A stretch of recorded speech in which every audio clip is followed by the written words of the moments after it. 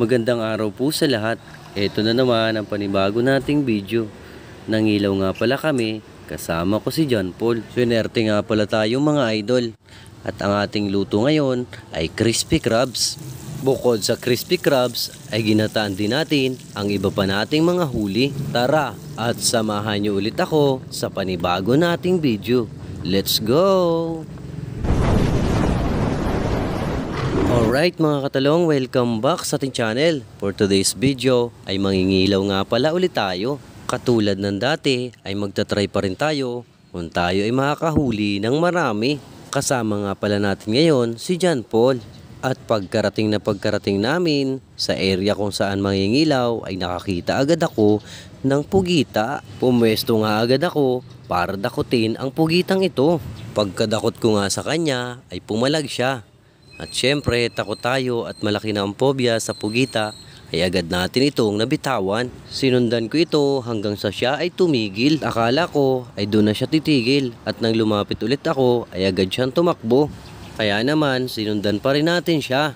At nang sakto sa pagtigil niya, ay agad natin siyang dinakot. At pagdakma ko nga sa kanya, ay agad ulit siyang tumakbo.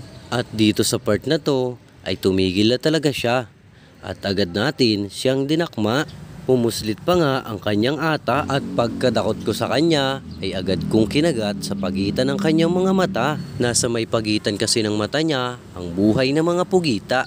Matapos nga nakagatin ko ito ay okay na. May huli na tayo mga idol. After nga na mahuli ang pugita ay naglakad-lakad na tayo para madagdagan pa ang ating mga huli. Habang naglalakad ay nakakita nga tayo ng pufferfish. Tagian ang tawag nito dito sa amin. Sa inyong lugar po ba mga idol? Anong tawag sa isdang ito? Napakasarap ng adobo nito mga idol. Maintindi nga lang kasi tatanggalin mo muna ang kanyang mga tinik bago mo siya mailuto. Ang pufferfish ay para ding butete. Nagpapalobo siya at nilalabas ang mga tinik.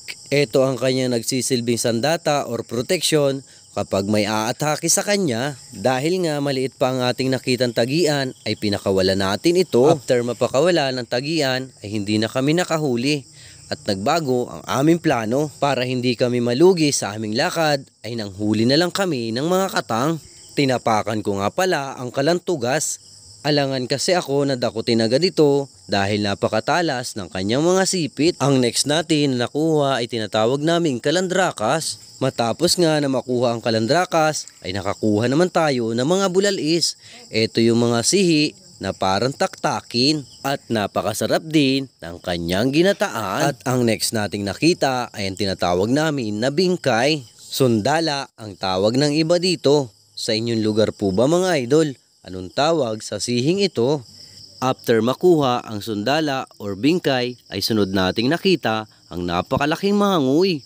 Grabe mga idol, mukhang napakatanda na ng mangoy na ito. Napakasarap ng ganitong sihi at talaga namang napakaligat ng kanyang laman. After nito ay nakakuha ulit tayo ng 3 pirasong bingkay. Ang maramdaman ko na mabigat na ang lagayan sa aking tagiliran ay umuwi na kami. At ito na ang ating mga huli. Grabe, napakarami. Pagka uwi sa bahay ay agad ko itong itinaktak sa timba para ma-separate ang isda, pugita at ang mga katang, pati na rin ang mga sihi. Kailangan nating i-separate ang mga ito dahil ang mga isda, pugita at mga katang ay isasaing muna natin sa asin. Ang mga sihi naman ay okay lang kahit hindi muna lutuin. Matapos ma-separate ay ito na ang huli natin mga idol. At pwede na nating lutuin ang iba. Isinalang ko na nga ang kaldero para makapagpainit ng tubig. Matapos ito ay hinugasan ko na ang katang, isda at pugita dahil sila ang ating isasaing sa asin. At nang mainit na nga ang tubig sa kaldero ay inilagay na natin ang mga katang. Ganito ang aming diskarte para hindi magiwahiwalay ang kanilang mga galamay. Kailangan mo muna mag-init ng tubig bago sila ilagay. Matapos ang ilang minuto ay eto na, luto na ang ating katang, pugita at isda. After nito ay inilagay ko na sila sa plangganitang may tubig at para makatulog na ako. Kinabukasan ay maaga kaming nagising upang intindihin ang aming nahuli kagabi. Tinuklap namin ang likod ng mga crabs. Ang ilan nga sa mga ito ay iki-crispy crabs natin mga idol. Ang sihi, pugita ay ihihiwalay natin dahil sila ay ating gagataan. Napakasarap kasi ng ginataang pugita at lalo na ang sihi. Binuksan na nga ng aking misis ang crispy fries at dito natin pagugulungin ang mga katang. Ganito ang paraan sa pagluluto ng crispy crabs.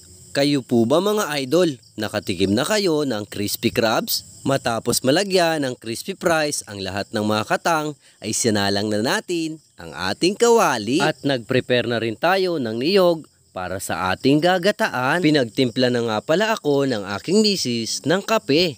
Tara, kape po muna tayo mga idol.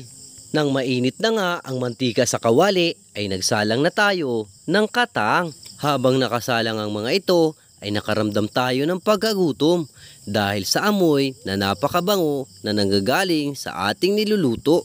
Matapos nga na maluto ang ating crispy crabs ay hinango na natin ang mga ito. Inilagay na natin sa malinis na plato.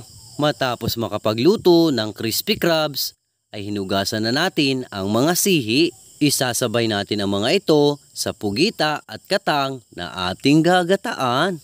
Napakalalaki nga pala ng mga nakuha nating bingkay, pati na rin ang mga bulalis. Kayo po ba mga idol? Anong paborito nyong luto sa ganitong mga sihi? Tapos nga na mahugasan ang mga sihi ay inilabas na rin natin ang talbos ng bago. Napakasarap ihalo nito sa mga ginataan. Sa inyong lugar po ba mga idol? Meron ding mga bago? Matapos mahugasan ang bago at sihi ay isinalang na natin ang kaldero upang makapag-start na tayo sa ating lulutuin. Nilagyan na natin ng mantika ang kaldero at para maigisa ang mga panamya. At nang mainit na nga ang mantika sa ating kaldero ay inilagay na natin ang sibuyas at luya. Matapos ito ay inilagay na natin ang pugita. Matapos ito ay sunod nating inilagay ang mga katang. Napangiti nga tayo dito mga idol dahil naiisip ko kung gaano kasarap ang ginataan nito. Medyo na-miss din kasi natin ang lasa ng katang. Matagal-tagal na kasi tayong hindi nakakatikim nito. Matapos mailagay ang lahat ng katang ay sunod nating inilagay ang mga sihi. Dito pa lang sa part na to ay talaga namang naglalaway na ako dahil sa sarap ng ating niluluto.